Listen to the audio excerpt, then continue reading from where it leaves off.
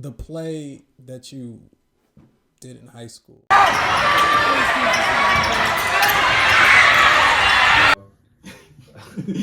know it's a long time ago. No, thanks. I do want to ask you, the move that you did versus, I want to say it was UCLA. Myself were and that move right there, and it going, I guess, semi-viral, I guess.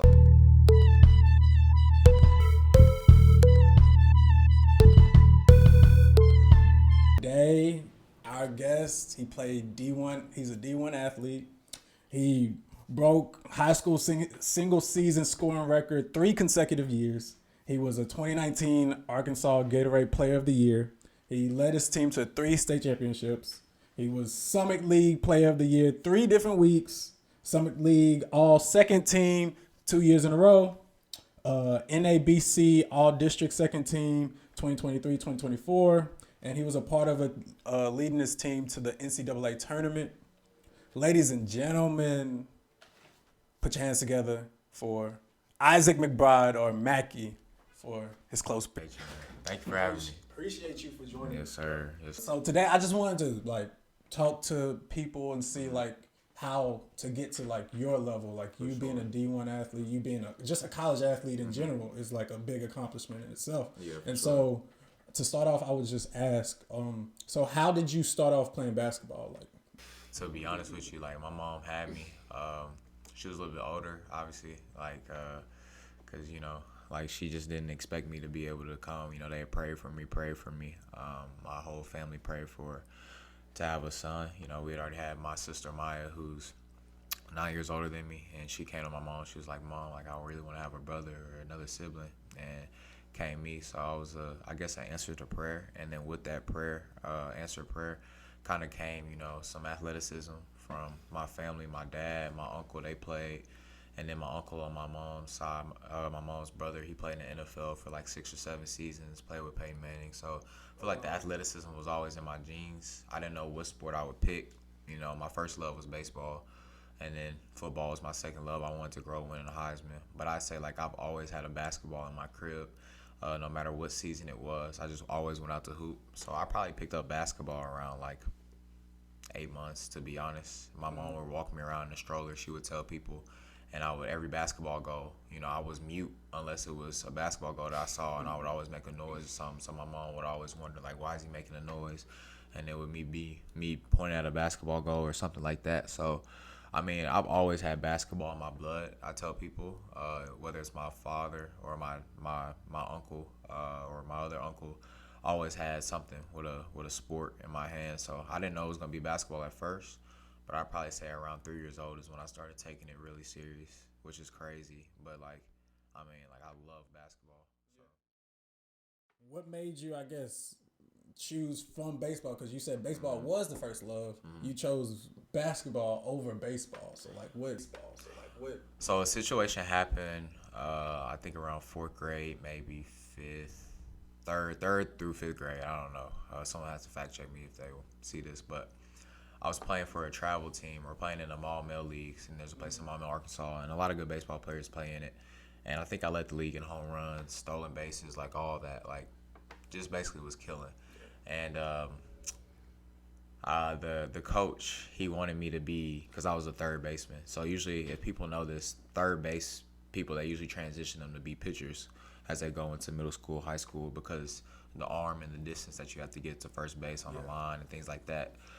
So he wanted me to do traveling pitching during the summer. And if you know me and my family, we're a group of believers, obviously. So that would have taken a big part of my summers, vacation Bible school, Sundays. I would be traveling, playing baseball all around the country. And it would just take away from me being able to grow spiritually. And I felt like that was something that my mom was definitely against, and my dad as well. And also my dad was against me wearing out my arm at such a young age, because those teams really like to wear you out. You play multiple games throughout the summer, multiple games throughout the days. And so my dad didn't want me, throwing out my arm or having to have surgery at a young age. And then also the spiritual aspect of me missing a lot of just church events and me being able to grow closer to the Lord. And also for me, it was getting mad hot. You know, us as black people, no, us as black people for real, it was getting mad hot. I had on like shorts under my uniform and all types of stuff, and I was just standing there. In some games, I wouldn't get a ball hit my way like down the third baseline.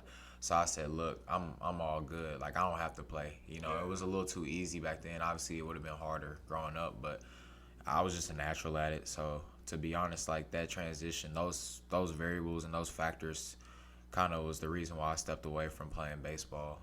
And so Yeah. So you just mentioned like with basketball you were like good at a like early age and like around I want to say you just said like third grade. Yeah, third grade. So in second grade, I was playing for a church league at Emmanuel Baptist Church in Little Rock. It's called Upward, and Upward is basically like a around the country, but you know we had our own branch there, and it was too easy, to be honest with you. Like all the kids were pretty much people that I grew up with. Yeah. I remember like coming in the games after eating like 2 burgers or something like that and putting a soda down and just putting on a jersey and killing. And they didn't keep score. So one thing about my sister and our relationship is growing up, she used to kill me once, and that made me more competitive. And it wasn't my dad or my mom, it was really my sister. And so I was always super competitive at a young age, and Upward never kept score. So I was like, why would I ever be associated with this? So I went to the barber shop, I think like a Friday afternoon. Mr. LA was cutting my hair. Shout out to Mr. LA. And a guy named John Coleman, who's in my mind arguably the best high school coach in Arkansas history, other than my coach, Coach Brian Ross at Baptist, but came in, and his son Jonathan Coleman Jr. came in, and basically he was talking to my dad. They were kind of rekindling a relationship because they knew each other from past. And he was like, hey, my son's playing on this AAU team. You know, how about you bring Mackey? Because everybody calls me Mackey around Little Rock. How about you bring Mackey to the North Little Rock Boys and Girls Club? We have a game. You know, we need an extra body. So I go in there and I put on the jersey.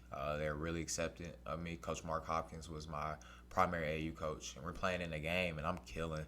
Like, you know, I'm just getting to the rack, finishing, shooting the mid-range. I wasn't really a three-point shooter back then. The game was different. And I remember it came down to the last 5 seconds of the game, and I get an outlet at the baseline on the inbounds, take off, split 2 kids, shoot from almost a three-point line off of 1 foot, hit a buzzer beater. First game, I had like 20-plus points. After that, like, everybody was like, we need to keep this kid. We need to keep this kid. And, like, how LeBron talks about his Fab Five in high school from growing up, like, that's what it was. Like, it was a tight group after that. Like, they knew that, like, I was, per se, like, the scorer of the group, and me and another kid. And so we stood tight, and from then on, I started playing with them till, I got to 8th grade, and we were as tight as could be. Like, DC, Jacory, Jackson Hopkins, Jonathan Coleman, me, Colin Moore. I'm missing some other people. Coley Smith, Sean Fudge. Like, those were the guys that basically made me fall in love with the game of basketball. And I owe them so much because obviously Coach Coleman founded me and gave me the opportunity to grow into that and to play with his son and play on the AU team.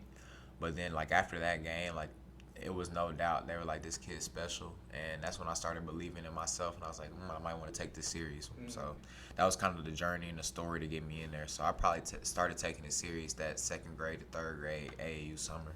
Yeah. So keep going with that story, and you transition to high school, and then, like I said, like you leading you breaking records in high school each year, sophomore, junior, senior year, your own records. Like, what type of work you had to put in to even like accomplish that? Because, like, I mean, of course, you just said you had like natural ability, like easy giving workout, but I'm pretty sure you had to do like some type of workouts outside of just practice and all that. For sure. I had a situation in 6th grade that changed my life completely. I was basically transitioning. You know, Coach Coleman always opens up the high school gym that he coached at for anybody. And I remember the Arkansas Hawks. I was playing on the Arkansas Warriors, which is kind of mom and pop team. But the Arkansas Hawks is basically like a grassroots team in Arkansas that if you're somebody, you're either playing with the Wings or the Hawks. And they pump out the best players in the state. And even from elementary, like, they're respected. So I was going to a workout, and me and Jonathan just wanted to work out with some of the local competition that we grew up with. and I was doing ball handling drills, ladder drills, and I was embarrassing myself. I was doing the ladder drills, falling in the ladders, falling over, like hitting my head, stuff like that. Doing 2 ball dribbling drills, and the other kids were picking up on it and stuff like that, and I just couldn't do it. All I knew was get the ball, dribble, break a guy down to the best of my ability. I make the layup type thing, or I make the jumper. And I remember going home crying because Coach Don just kept it real with me. He had no filter, even for an elementary kid. He was like, "Look, little bro, you're not good enough. Come back when you actually can compete with these kids." And I thought I was the best player in the city, and I didn't know that other end. You had guys like Arion Simmons, JD, AJ, all these guys that, if anybody from Little Rock's listened, like those were staples of basketball back then, and I wasn't good enough. And I went home and I was crying. Next morning, 110 degrees outside. I got a slab in the backyard. I take 2 water bottles, get 2 or 3 basketballs, 2-hand ball handling drills, ladders, this and that. And I remember I worked so hard that summer just so I could be good in that workout. And subconsciously, I was working so hard, I was getting better than other kids. So that moment right there showed me, like, hey, it's not just you in this city, it's not just you in the country, it's not just you in the region, in the world. There's better players, and you didn't know that for your own city. So imagine what's in the country. And then that situation, it plays in the back of my mind. So when I got to high school, middle school, I was the guy. There was no doubt. I did doubt myself until I played someone that already had an offer to a high major school, and I had my fair share of buckets, and we traded baskets, but it woke me up, like, I can actually do this. And I just remember, like, I'm going to keep working, but all because of that situation that happened in elementary. God has obviously blessed me with an amazing family, with an amazing support cast. Coach Brian Ross came in my freshman year, 8th grade year, and he didn't make me or let me be complacent. To say 8th grade, I had to change my whole schedule around. Most 8th graders had certain class schedule, but I had to, in the morning, go to 5 a.m., 6 a.m. workouts. Then I would have my own time where I would shoot from 7 to 8. Then I go to class, and instead of going to my middle school practice, I would do like 30, 40 minutes there. Then I'd work out with the 9th grade team during lunch. Then after practice, I'd have practice with the 9th grade team. Then after the 9th grade practice, I would go travel back to the elementary church that we had. It was our branch church, have high school practice. I was doing that for a whole year, and I was playing against high school guards that were killers. The McGonigal twins, those were the 2 guards that started, and I was getting better. I was playing in my middle school games easy. I come in there 20, 25, 30, you name it. Like, I was just having fun with it. And then that's what taught me. Coach Ross taught me to work harder and work smarter. And he was around Malik Monk, who plays with the Kings now. So he was giving me tips and stuff like that. So I'm not trying to be like too long-winded. I'm going to get back to what you were saying. But those episodes and those moments in my life, when I got to high school, I was already working like a pro. I had people in my camp like Daryl Macon, Malik Monk, Bobby Portis was huge. Seeing him, I'm 3rd grade. Bobby Portis, they just won a state championship. I'm sitting right next to him. He dapping me up, got his arm around me. Like, those moments when I'm seeing Bobby Portis go from not playing his sophomore year of high school to being recruited by Kentucky, Arkansas, Florida, Billy Donovan's in the gym. I'm around people like Tyler Scaife, who's the coldest women's player I've ever seen. They showed me how to work because they were workhorses. When I got to high school, people were telling me I was already working like an NBA player. And I'm like, oh, this is work? And then from that point on, when you start breaking records and you start seeing like, you want to keep going. My freshman year, didn't think I would have the year I had. First game, had 25 against 6 future Division I players, thrown in the fire. From then on, I'm like, okay, I'm good. I got to work harder, like, because someone's going to catch me. I got to my sophomore year, and I scored 700 points. I was like, I thought I only scored like 300. Well, let me keep working. That sophomore to junior year, I remember my mom would drop me off at the high school, had the key. My auntie would go out there with her, at that point, her foster child that's now her child now. Go in there, get on the shoe machine, 700, 800 jumpers, just run them off. Cash. And people think it's work. I mean, it's therapy for me, to be honest. Once you see the ball go through the net so many times, but subconsciously, your muscle memory's kicking in. You're working on certain stuff. Sophomore year, I get to a point where dudes are picking my pocket. Okay, work on my handle. This and that. I'm in the gym working as hard as I can. Melvin Bullock, another guy that was influential in my development, started teaching me how to be able to handle in pace and space. And he said, you can be a combo guard. That was the first time I heard it. Bro, that jump from my sophomore to junior year was night and day. I scored probably 700 my sophomore year, they told me. Probably scored around 8 to 9, 800, something like that. But it was just like clockwork. It was like, okay, whoever we're playing, whether it's out of state, whether he's top 15, they're getting that work. Like, it's simple as that. But I can't take all credit. Like, as I say, God has blessed me with that support system. So that work ethic definitely came from all those episodes and carried it over into what I'm doing now.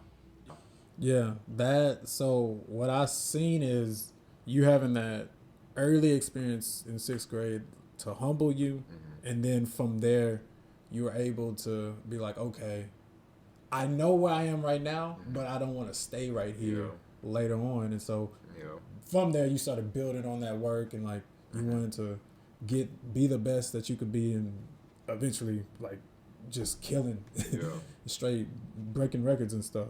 And so transitioning from high school to college, you said you already work out like a pro in high school. Did it change a little bit in college? Did you have to do a little more? Did you change, like, did you watch more film in college? Or like, did anything change from like the work that you had to put in transitioning from high school to college? Ball rolls on the ground, loose ball. It's just he tips it from someone's hand. He picks it up off the ground, booms it. And I'm thinking like, I'm touching the backboard on the layup, doing jelly, whatever they call it at the time. Like, I'm thinking I'm so tough. He picked it up off the ground off of 2 hands, took 2 steps, boomed it, dunked it. And I'm looking like, okay, I'm shoot the ball better than him. I may handle it better than him, but he already has a year under his belt. He's college strong. He's experienced. He's seen Villanova defenders, Tennessee defenders, and done work. I got to get better. My problem is that situation for me wasn't the place where I needed to be. And obviously, God had to send me through some trials. And I'm not saying God put me in situations that were bad for me, but he had to show me some lessons to be able to see that place wasn't for me to be in Kansas. But the lessons that I learned there is like, it's real in college, bro. And that work that you put in high school, yeah, they say you work like a pro, but you get to college and it's just like you got to redefine, you got to rejuvenate why you love the game. Because one thing that I've learned from being in college, athletes get to a point and they hit a wall, and there's 3 athletes. There's an athlete that hits that wall and it's like, I'm going to push this wall back, and whether that's going to another school and getting a better opportunity and working my tail off to be able to make the most of it, or they hit the wall and they're like, I'm going to be consolidated to this role, even though in the back of my head I know I have enough talent, but just so I can play it cool. Or they fall into drugs, beer, partying, and they stay in that and they try to be cool because they want to act like they don't care about their sport. But deep inside, that's what they're running to, because they hit a wall and they didn't know how to function with it. Because of what I read in the Word of God, and because of the people that are in my life, when I got to college, I hit that wall and I got obsessive, to be honest. And I saw that I had to work not on my bag, for instance, but work on the basics and make them so strong, because college isn't a game of, oh, let me wow the people in the stands like it is in high school. It's attacking the simple details and making those so good you can add on to that. But college is more like I'm ripping by, I'm jump stopping, I'm floating it, I'm shooting the mid-range, I'm catch and shoot. There's only going to be one or 2 guys, just like the league, that, okay, come off that ball screen, coach trust me enough, bag work. You got to come in as a freshman, especially at a college like that. We know what you can do, but can you keep it simple? And to be honest, there were some immaturities in me as a player that I had to iron out. But also it just wasn't the right situation for me at Kansas. So that's why I didn't stay there. But anywhere that I went, I worked as if, let me keep it as simple as possible. Let me be a great catch and shoot player, or the best that I can be to my ability. Let me be able to handle the ball under pressure. Let me try to be able to get a team in offense. Let me play with pace. Let me do all those things. Defensively, I need to guard my yard. I know I'm smaller. Chest, be able to do all I can do. I got to be scrappy. If the ball's on the floor, you have to get on the loose ball. Those were things where I had to be able to make my statement almost. And it wasn't at Kansas and it wasn't at Vanderbilt, because that ultimately God didn't want me there.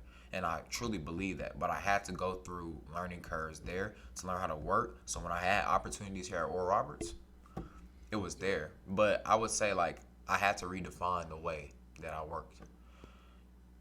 I still worked like a pro. Yeah. But I had to work on certain things of the game that get forgotten. And that's what separates a really great high school player, even McDonald's All-Americans, from being good college players, is they get stuck into the crowd that once used to hype them up in their home games at the gym when it's a hezzy cross, tween cross, pull back, step back. Nah, you miss that, you're getting benched. First of all, you're going to take 4 dribbles. If you make it, they're still subbing you out. So it was just like, you know how it is. Mm-hmm. To keep it as simple as possible. So that's stuff that I had to really work on. Now I can add to my bag because I have the trust of my coaches and things like that, and I've proven at the level. But for anyone coming into college that's a high school kid, yeah, don't go in there trying to do unless your coach is like, yeah, we gave you the keys. Yeah. And I ain't had the keys. And Devon Dotson showed me that, like, he worked on the simple, and that's why he was so great. Yeah. So that's what I learned. And like, I learned that going in college, like, they try to teach you, like, how to get buckets easier and like simpler, because like I'm so used to trying to hit him with something. Like, no, you can just literally jab it, boom, go, and jump stop, floater. Like it, like they try to simplify the game, and I'm like, oh, I didn't even know that. And so like, even if I play pickup right now, I don't try to go crazy. It's just like it's now natural for me to just try to make it simple and stuff. But I did like you saying that, and then you also reference hitting the wall, and then how people went to distractions and stuff like beer, party, women and stuff. So how were you able to stay focused and becoming better without going to distractions? Because distractions is going to come regardless, even if you say, I'm going to stay focused, but still, women going to flop, party's going to happen. Yeah. So how were you able to stay focused? I kicked it. Don't get it wrong. Yeah. Like, I have my fair share of fun. You're in college. Enjoy yourself. But that work comes first, though. Like, I remember there was many times where my boy Issac would come over, my boy Davis at Kansas, and everyone's going out. And I'm like, look, I need to get these shots in right now, because I know that the only way I'm going to be able to play if I decide to stay here. Because at that point, I wasn't liking her. Like, even at Vanderbilt, like, yeah, that party sounds good. That party's at 11. Starts at 11. I got this afternoon, after practice, stay and make 150. It's clockwork. I've done it before, and now I have a GA there. So, like, come on now. Like, you got all access. Yeah, that party starts at 11. I can go put it in the 150, tray balls. I can work on my mid. I can work on my floater. I could do all that. You can go have fun. No one's saying you got to be a Buddhist monk. Yeah. But you're on scholarship. God has given you a talent and ability. It's your job to steward it. These distractions don't become distractions if you prioritize what you need to prioritize. And for me, if I knew, okay, practice is going to be hard, I want to go kick it, I would go in the morning, then go at lunch. So after practice, I have no conscience of, okay, oh boy at Southern Miss is getting better. Oh, okay, Tulane guard, he's working right now. Morning session, lunch, I done got my work in. I'm getting the reps that I need. So after practice, I can go kick it, because I know I put in my due diligence for the gifts that God's given me. I can't look God in his eyes when I get to heaven and him saying, I gave you a gift, not only to be able to show it on the floor, or what I create, and what I create is good, but also to be able to influence others. I can't waste a day working. I just can't. And I think that's the part where, if you look at it like that, them distractions ain't them out the window. If that party's there and you haven't got your work in, we ain't going to that party. It's college. they gonna have an after party or a party the next week. You feel me? Like, that's the type of life that it is. Like, there's gonna be parties everywhere. And college parties start Thursday night. State schools, maybe not at ORU, obviously, but Friday night, Saturday night, Thursday night. Okay, you got 4 days, but it only takes 1 day to get behind from the competition, because that kid might be working on something that you need to be working on. And when y'all collide in that game that you need to win, that kid wins because he spent more hours on that one skill that you could have been had in your bag. And I've looked at many players, I'll be like, man, he worked on that. Some dude, I know, there's a kid back in Little Rock, one of my friends, Justice Hill. Handle is stupid. I have never seen someone put the ball on the string like that. I was so far behind. I could score easily. I was so far behind, but I didn't work on that skill. He has it on the string to where he can do anything offensively he wanted to. I had to catch up. In college, bro, with school, distractions, and basketball, there's no catching up if you don't put in your work. So that's what, like, the distractions and stuff like that. But no, I kicked it for sure. Yeah. But then the priorities came first. And I feel like being for real and serious about it, like, people think the elite players are all like Kobe. And don't get it wrong, Kobe's fooling y'all too. Kobe kicked it as well, but Kobe put that work in. And there's a time for play, and there's a time for seriousness. Shakespeare talks about it, and the Word of God talks about it. There's a season for everything. There's a season of harvest. There's a season of planting, and you have to plant before you get the full harvest. And you got to be able to work before the play, because the play always going to be there. Life is, God made life to be able to enjoy. But there's a time where you have to be able to put in your just due and your due diligence to be able to enjoy the fruits of your labor. And that goes spiritually, that goes on the floor. So the distractions were out the window for me. I knew that I came into college because of me being a basketball junkie, knowing that I wanted to be the best basketball player I could be. I worked too hard not to be. So now it's time for me to work towards that. That party can wait. I owe it to myself. I owe it to Jesus Christ. I owe it to my mom and dad, my sister, my aunties, my uncles that made investments to me. And I said, look, whether it's free throws, I'm going in there and I'm going to do my best to work. And I might not be any good. I might be sorry in college. But I'll never look at myself in the mirror and say, I let my distractions overcome my main goal. So it sounds like it's your priorities. It's like what you focus on. And it's okay. Like, it's okay to, like, have your fun too. But, like, but make sure you get your work done first before you get there. But no, that is great advice. So I do want to ask you, the move that you did versus, I want to say it was UCA, Central Arkansas. Yeah. Did you like work on that, or was that just like an instinct of a move that Filet reacted to? Marcus White, my trainer back in Little Rock, the guy who took my toughness meter up. I was soft, and I still have a long way to go in being tough even to this day. I still haven't fully gotten into the mode where I'm just a pit bull yet. But Marcus White saved my basketball career in terms of skill development, but also an older brother figure, and then becoming tough. He wasn't going to let me get anything. We played once every morning, 6 a.m. before school, and worked out. We played once in the afternoon. I would go two a days with him. And I remember he played overseas. I'm going to be real with you. When he's in shape, he could come in here and play ones with some of the players on our team, and he's going to work. Like, I'm talking about shot butter, off the dribble package butter, bounce 40-inch vertical, probably 35-inch vertical. I got him on the back end. It got to the point where I had to start being creative because he could move, and he was the only person I really knew that I just couldn't. He would lock me up low-key. I remember, like, my junior year in high school, I just started, like, you cut me off behind the back, I'm spinning off for game point. Because it started getting, like, disrespectful. Like, we started talking trash, and I'm like, I want to embarrass you for the last bucket. And I remember, like, the volleyball team, the soccer team, like, all people would come through because we would work out and kids would still be going through. And I'd be on 6. We'd go to 7.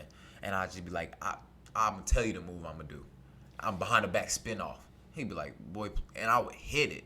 So I started doing that, and I was just like, bro, that started, and I never hit that move until that day. Wow. And it was only, bro. I'm gonna keep it a buck though, cause I talked to my parents about that. That game was God divine, bro. Like I was playing a little bit, but not much, and we kind of talked about this a little bit before. UCA was when my uncle had passed away, so like I was already in Arkansas. Coach let me go home, to be able to, put my uncle to rest, and I was distraught because I was just like, I had a good first game at ORU, but like, why am I not playing? Dealing with that. Mm-hmm. And it's very rare that Max has a bad game. Very rare that he has a bad shooting game. And it got to the point where Coach was like, let's try me. I only had 4 points in the first half. Coach didn't play me for like 18 minutes, came in. And it was like God just took over my whole body. Like, obviously, I'm skilled and I'm good at basketball. But, like, it got to the point where we're down 20. Now you look up, cut it to 5, and I can have, like, 16, like 12 straight, and got the ball in the corner, and I'm like, he can't bench me. I'm going crazy. I said I have nowhere to go. Snatch. I spun off, and I shocked myself. Where if you actually look at the video and you pause it, bro, when I lost him, because Darius Hall's a good defender, I lost him, and I said I cannot believe I have no other option but to shoot it. I have 1 second. I cannot believe I'm about to do this. When it went in, bro, I was just like, I can try to take credit, and Marcus has helped me so much, but God pulled that move out in that situation. Like, only God could have done that. So that move right there was not planned, but I definitely have done that move millions of times. Like, if you ask anyone that I play ones with, they're like, some of the stuff that, like, he'll hit, like, it's just, like, some of the stuff that I'll hit is dumb. Like, it shocks me. But that one right there, I can't even take credit for that. Like, only God ordained that. He orchestrated that so well, and he took someone that was discouraged in his third spot almost. This is my third college. Yeah. And that game right there gave me all the confidence I needed. And that move right there, and it going, I guess, semi-viral, I guess, something like that. Like, it went viral. Nah, it had a little traction, but like that right there, like that was like, okay, Mac, like you're gonna be all right. Yeah. So. Okay. All right. Yeah. Okay, speaking of, because you were saying like how you was playing with Max, and like he was the primary focus whenever like teams scouted y'all. Mm-hmm. What is it like? Because this past season, like you were the main focus. You and a couple other people like were the main people that they scouted. And so, what is it like? How is it like? Go into like your work, like your preparation of like going into games, knowing like, okay, it is like it's either I'm going off or like we lose. What obviously like we didn't have the season that we wanted to, but we had all the talent. It was just more like playing as a team. So I'll start off with that first. I think I put in good reps and not just reps. Lorenz Ross, obviously you know him. He's like a big brother to me in the sense that like that's like my close one of my closest friends, and he knows my game.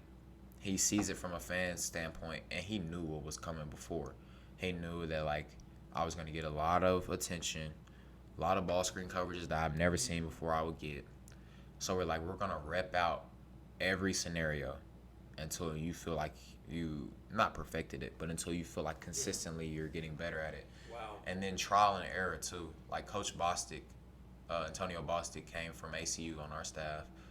He helped me a lot with being able to see like, okay, here are counters to everything. You're gonna see this, you're gonna see that, and break down film. Coach Lewitt, break down film. Coach Patterson, Coach Bremer, you already know, just most intelligent basketball minds I've been around. That's when I started to look at it and be like, okay, the trap I'm not liking. What can I do off of that? The hard hedge, the drop hedge, the big is playing this way. He stunts, he gets back. He's a shot blocking. Like every scenario possibly. And I didn't do amazing in every scenario this year, but I did pretty well in some scenarios. But I feel like me getting prepared for this year was getting good reps and not just going in there spamming the spam. So that seems like you had like great support system with being able to like become like the guy and stuff. So nah, that makes sense. So now that the season's over, like what are you working on? Basically just doing what I've always done. Wake up probably around 7, get to the gym at 8. Today was a little different because I'm starting a lifting program, so I get there at 7, 7:15ish, go 45-minute lift, get on the court, work out for an hour. Got class, shoot, about to graduate, so shoot, about to get out of there.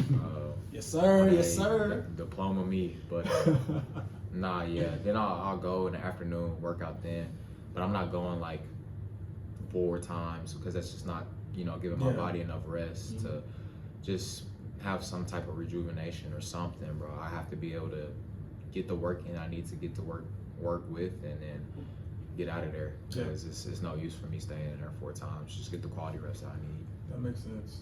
And so now that like what advice would you give to young kids growing up trying to be a basketball player, trying to play at the highest level that they can achieve? Because everybody's not going to be. Yeah. I think the advice that I would give, obviously be long-winded. I kept you so long-winded, so many of these answers, but I do think that some piece of advice that I would give a kid first is obviously love the game, or love your sport, or love basketball. Love it for what it is, the purest form of what God created it to be. Yeah, it's a sport, yeah, it's leisure, but obviously God created it to be something that can be used to reflect His glory. And I think He's using us as small pieces of the puzzle. But with that, it's our job to enjoy what He's made. I think you need to be able to take true enjoyment and just loving and having a passion for the game. I think so many people get caught up in the highlights and the mixtapes and the offers and all of that they start to lose the beauty and joy of what God has created this game of basketball to be. The second piece of advice that I would give them is to unapologetically be themselves, and whether that's on the floor or off the floor. Because I think who you are off the floor and you being secure in yourselves, and I know it's a battle and I have to battle with that too. Being secure with yourself off the floor carries into who you are on the floor. So when you're playing South Dakota State and they're calling you every name other than God's child, I mean, shoot, basically you have to be secure in yourself to be able to produce for your team. Your head has to be in the game. And I think that just ties into just knowing that God and Jesus has made you to be who you're supposed to be. He's equipped us with different tools, different characteristics. And if you have all those characteristics and tools, and then you happen to be someone that's skilled at your sport, God made those characteristics and tools to be able to enhance you as an athlete. And that's not a coincidence that you ask a bunch of questions, or people say you're annoying, or that your attention to detail is off the charts. That's supposed to be used in every area, especially in the sport that you play. So I say always be yourself unapologetically and be who Christ has made you to be. Then on top of that, I think the last thing that I would say is just pretty much the gifts that God has given you is no coincidence, but it's us to steward that and maximize that potential that everyone likes to throw around, but maximize what God has given you. I think we're very blessed, obviously, to be able to play the game that we love. Me and you both have been at this level and been blessed enough to be able to be around amazing basketball heads or people that play a different sport, of elite athletes. And I think there's a lot of people in third world countries that can't even dream of the things that we can dream of. So I think things like just being thankful, whether that's thanking the coach, or whether that's putting in extra time, whether that's cleaning up after yourselves in the locker room, stuff like that. But also just knowing that, like we have a platform that God has given us, and we should be thankful that we have that. And that's saying thank you to God, and that's giving our appreciation back. So I would just say being thankful for what we have, but also maximizing on that opportunity says a lot about who you are as a player. And that's the advice that I would give any kid growing up in sports, or any person that's coming from high school, middle school to high school to college. Bro, those 3 areas, maximizing on the talent that God has given you, stewarding His gifts, being secure in yourself. I know it's a battle, but being unapologetically you and who Christ has made you to be. And just ultimately finding that passion for the game and sticking with that and making your love for the game what's going to drive you. So that would be my advice to any aspiring athlete, and what I'm going to tell my children. Shoot. Yeah.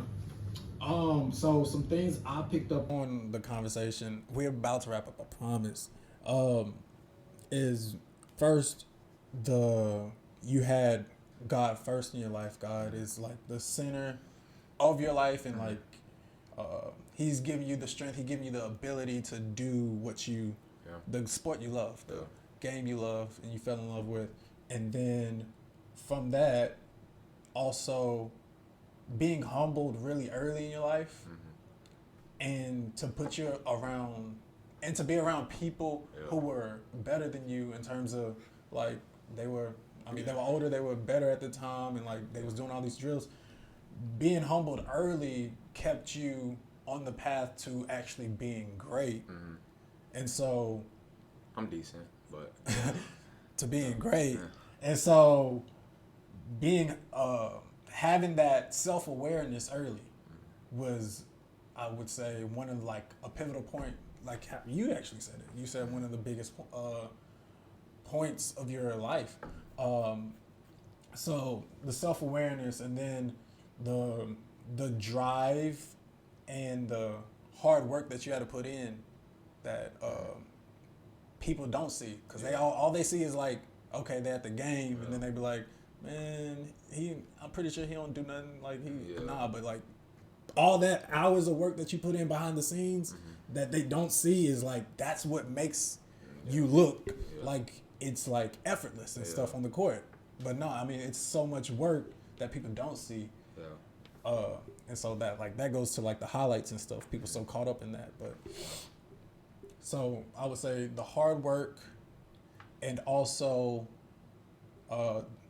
and lastly, I would say the support system, the people around you that matters, from like, especially from your journey that I'm hearing, that mattered very much in your development and your ability to play at the level that you playing at and were able to play at through all them years. And so did that sound accurate? No, that's completely accurate. I think the one thing that I do and I still need to learn is to appreciate the people around me, the people that actually truly care for me. Obviously, like, those people understand how I'm wired, you know, because of how, I guess, against the regular like stereotype for people like me. I think even athletes that I'm around here like be like, oh, he's weird, or he's this and that, because I'm wired like a different way. And I think there's other people that are wired just like me, but they might not be in the sports area in my community. But the people that are wired like me, obviously, I have those people around me, and those people are either acquaintances or friends. Like my circle, like right now speaking to you, like we're wired the same way. That's why I'm able to have this conversation with you. That's why off the camera, off the mic, I can have conversations with you and you understand what it feels like.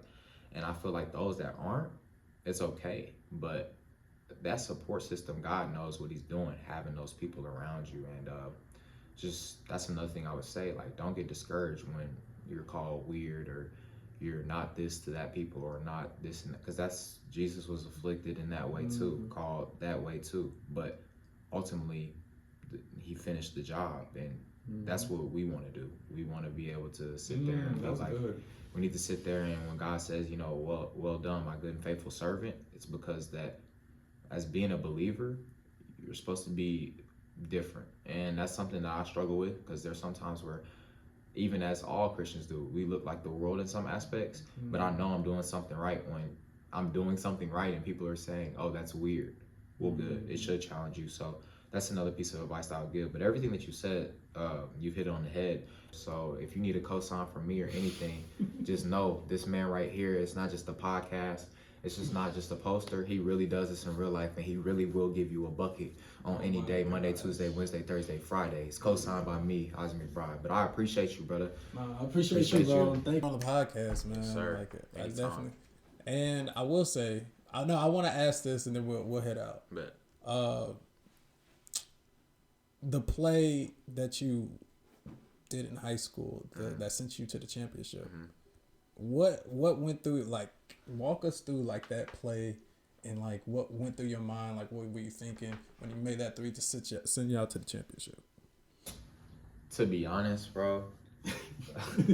I know it's a long time ago. No, that day was so weird. I think we had like 5 pregame meals, so I was probably 20 pounds heavy. It was crazy. We had so much food that day. So we played them. We blew them out the week before because in Arkansas you gotta play. It's kind of like low-key like Texas. Like you gotta play like 20,000 games. So we played them in regionals and we beat them by 30. I think like I started out the game like 7 for 7 from the field, like 5 of them trade balls. So like I'm like, oh, this team's bad.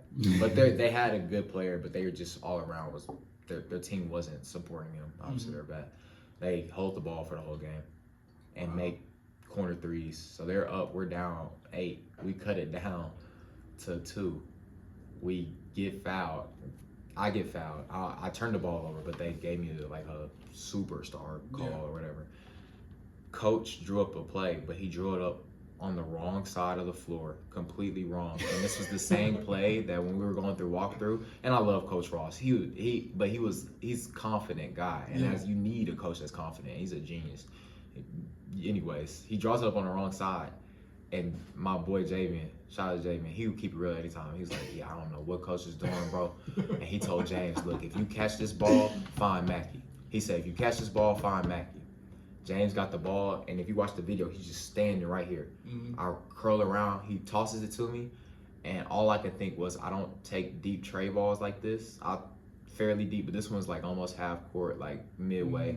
I was like, Lord, in my head, I'm like, Lord, just let it have enough arc to have a chance. And I shot it, went through the net, bro, and it was probably the most numbing feeling I've ever had, other than like me going to the dentist and them having to work on like a root canal, and them like it was that numbing of a feeling. Crowd going crazy. Wake up in the morning at my grandma's house. It's on Sports Center. I wake up, it's on Sports Center. I go back to school. People staring at me all different type of way, but no, that shot, bro, just like the UCA, bro. God just used that as a part of my story. He's making me look good, but ultimately it's my job to give it back so that I could echo his glory in my life. And so every opportunity that people bring that up, I just give it all back to him, because that's where my talent comes from. But special moments, special plays. I don't know what the dude be doing, whatever, special teams, special, But nah, God worked through me in that moment. So it was special.